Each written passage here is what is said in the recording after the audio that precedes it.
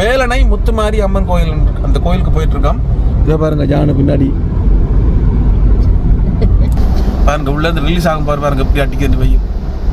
ஐயோ கைஸ், வந்து இறங்கியாச்சு. வெயில் பார்த்தீங்கன்னா சுளீரன் அடிக்குது. இதுதான் கைஸ் கோயில். 5 மணிக்கு தான் திறப்பாங்களாம். இதான் கோயில். Okay bye. எல்லாம் பார்த்தாச்சுல, சரி வாங்க போகலாம்.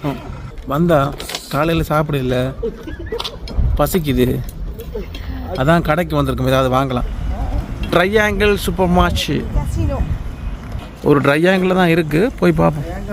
நாங்கள் எல்லாம் இங்கிலீஷ்லாம் பேசுவோம், இல்லாட்டி தமிழில் பேசுவோம்.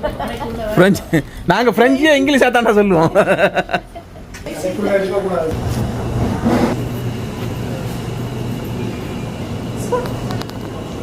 ரெட் புல் எடுக்க போறீங்க? ஆமாம், பசி கைஸ், சரியான பசி. என்னுடைய நியூட்ரெல்லா அண்ட் அப்கோர்ஸ் இது நியூட்ரெல்லா தான், இது என்னுடைய ஃபேவர். நீ என்ன ஜூஸ் எடுக்க போகிற? எல்லா கலர்லேயும் ஒன்று எடு,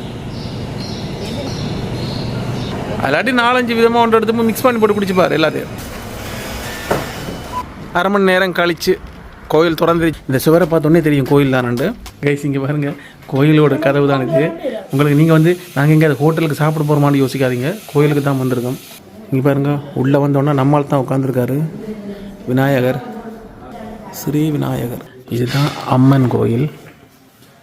இதுதான் கைஸ் மூலஸ்தானத்தில் இருக்கிற அம்மன் சிலை.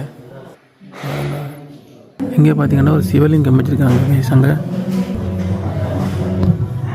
ஸ்ரீ நாகபூசணி கைஸ். இங்கே பாருங்கள் கைஸ், இது வந்து நான் 3 வாட்டி மாலை போட்டு போன சபரிமலை ஐயப்பன் ஸ்ரீ மணிகண்டன்.